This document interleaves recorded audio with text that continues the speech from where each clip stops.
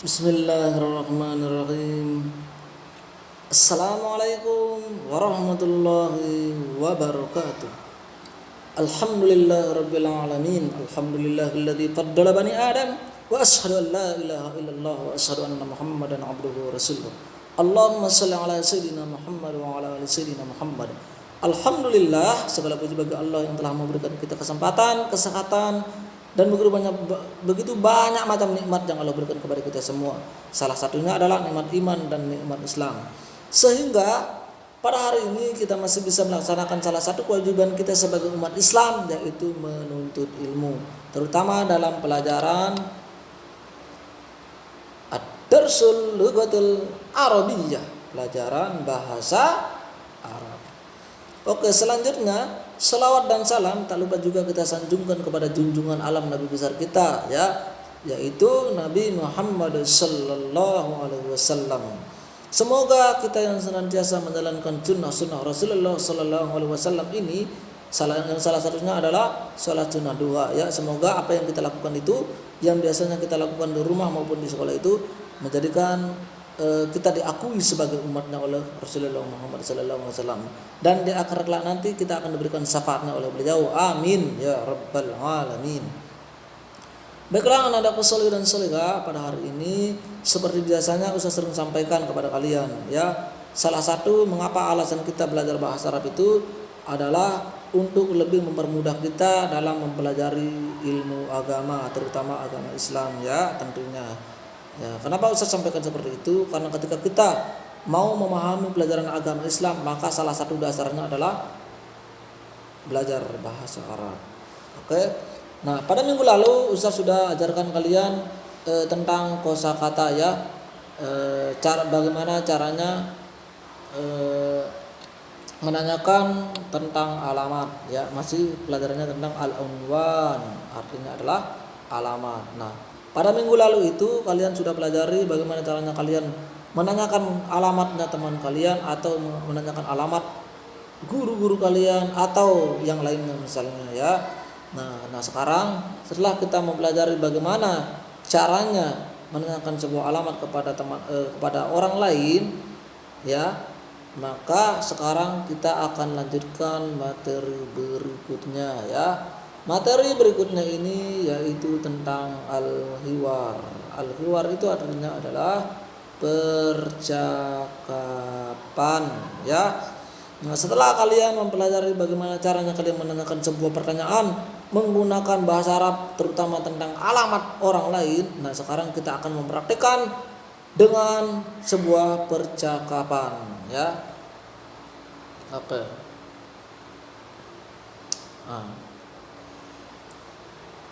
Sekarang di sini ada percakapan pertama, al-hiwarul awal. Nanti ini Ustaz sudah artikan.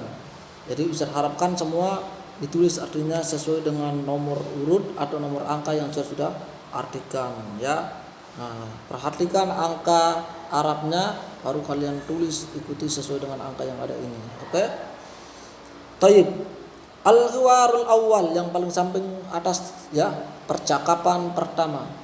Assalamualaikum.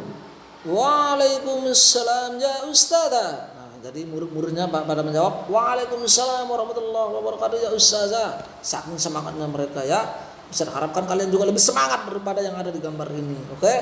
Jadi nanti semoga Covid ini sudah tidak ada, kemudian kita belajar seperti biasa di sekolah. Ketika belajar bahasa Arab, Ustaz harapkan semua lebih semangat lagi. Oke? Assalamualaikum ayyuhat tullab. Assalamualaikum wahai para siswaku. Nah, Ustaz tidak tulis para siswanya.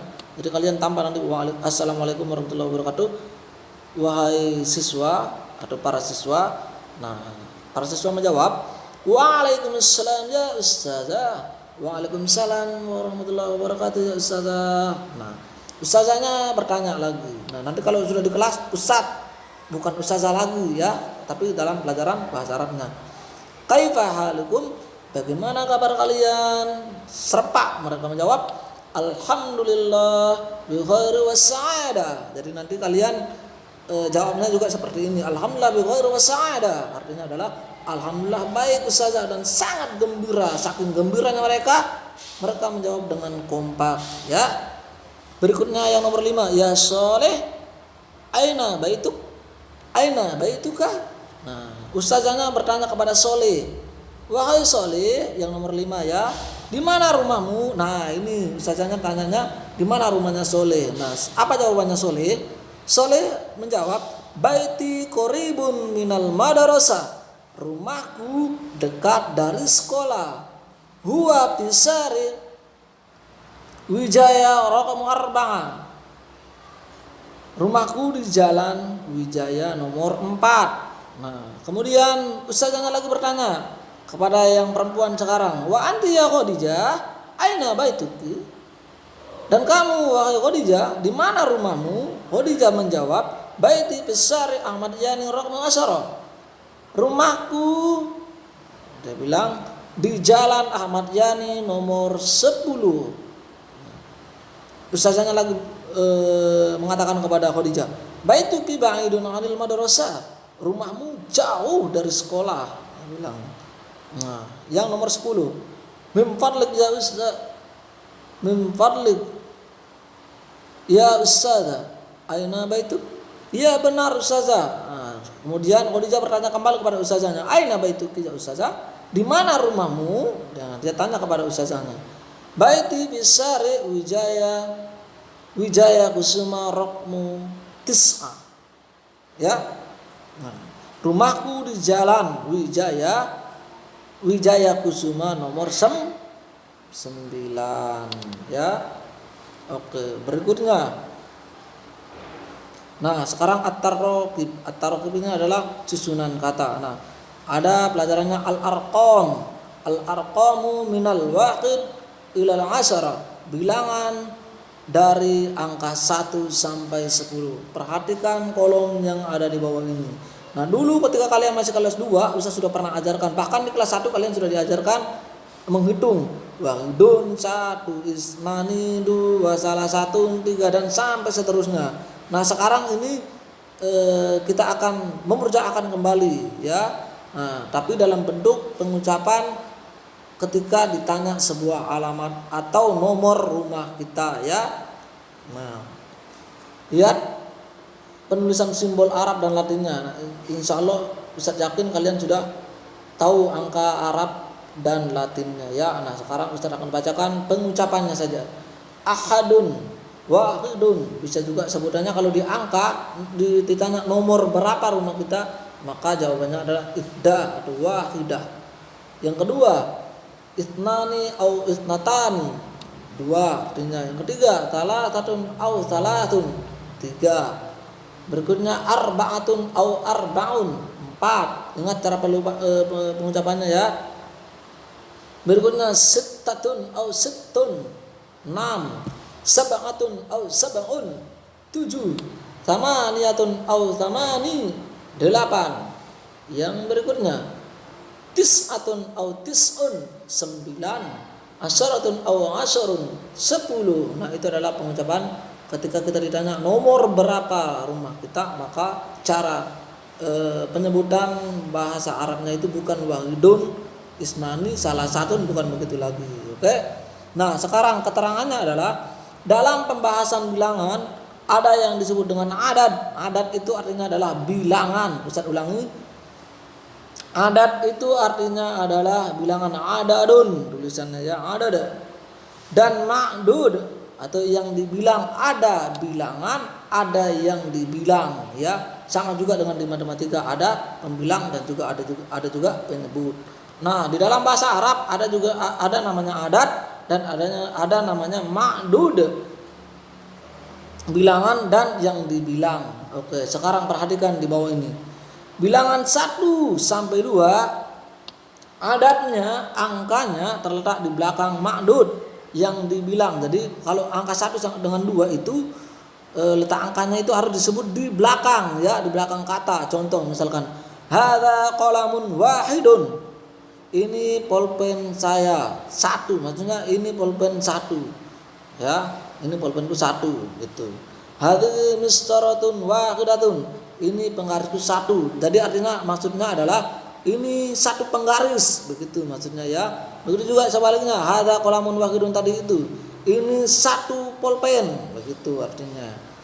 Ya. Nah, begitu juga kalau dia dua misalkan hadzani, nah kembali lagi Ustaz sudah pernah ajarkan, ada hadza, hadhihi. Kalau dua hadzani, hatani, yang pelajaran yang sudah kita pelajari beberapa bulan yang lalu. Ya, hadani, kolamani, itnani, ya. Nah, ini dua pulpen. Nah, begitu. Nah, sekarang bilangan 3 sampai 10. Adatnya atau angkanya terletak di depan ma'dud yang dibilang. Nah, sekarang terbalik. Kalau 1 dengan 2 angkanya disebut di belakang. Tapi kalau angka 3 sampai 10 angkanya disebut di depan. Setelah sebelum kata benda atau kosakatanya. Contoh misalkan hadhihi satu aqlam, ya. Hadhihi satu aqlam, ini 3 pulpen, itu artinya. Kemudian untuk bilangan 1 atau sampai 2 apabila ma'dudnya yang dibilang berbentuk muzakkar, maka adatnya atau bilangannya juga harus berbentuk muzakkar. Begitu juga sebaliknya. Begitu juga dengan untuk bilangan 3 sampai 10 apabila ma'dudnya yang dibilang itu berbentuk muzakkar, maka adatnya atau bilangannya juga harus berbentuk muzakkar. Tidak boleh dibalik. Tidak boleh dia berlawanan laki-laki dengan perempuan, tidak boleh, ya. Kalau dia jenisnya laki-laki otomatis ma'dudnya juga harus berbentuk laki-laki. Begitu juga sebaliknya. Nah, itu yang pertama. Sekarang yang kedua, al-adawatu al-istifham. Aina. Nah, ini bilangan dalam bentuk pertanyaan. Pertanyaannya adalah aina, di mana. Kata tanya aina yang artinya di mana adalah kata tanya untuk menanyakan tempat. Jadi aina itu hanya untuk menanyakan tempat, ya. Di mana itu adalah untuk menanyakan tempat, ya. Baik untuk benda, hewan, manusia maupun makhluk hidup lainnya. Kata tanya juga berlaku untuk jenis kata muzakkar dan muannas. Jadi aina ini dia bisa muzakkar, bisa juga muannas, ya. Tidak ada pengecualian. Muzakkar ada kata di mana sendiri, enggak. Begitu juga muannas ada kata di mananya, di mananya tidak, tapi dia sama, yaitu aina. Ya. Contoh misalkan kalimat tanyanya, aina taskunu, di mana kamu laki-laki tinggal? Artinya adalah di mana tempatmu tinggal. Nah, itu bentuk laki-laki. Kemudian dalam kalimat tanya kata unwanun atau alamat yang artinya alamat itu, atau kata baitun yang artinya rumah dapat dihilangkan sehingga menjadi sebagai berikut. Coba perhatikan. Baitun artinya rumah, ya. Dapat dihilangkan sehingga menjadi aina baituka, di mana rumahmu laki-laki. Nah, jadi kalau kita mau tanya teman kita yang laki-laki, aina baituka, pakai ka, ya. Nah, kalau yang perempuan aina baituki, di mana rumahmu. Nah, itu bentuknya perempuan. Kalau laki-laki ka, kalau perempuan ki. Oke, paham sampai sini? Insyaallah, ya. Jadi itu saja dulu pelajaran kita sampai hari ini. Insyaallah minggu depan kita akan lanjutkan ke materi berikutnya. Oke, sampai di sini dulu. Sekian.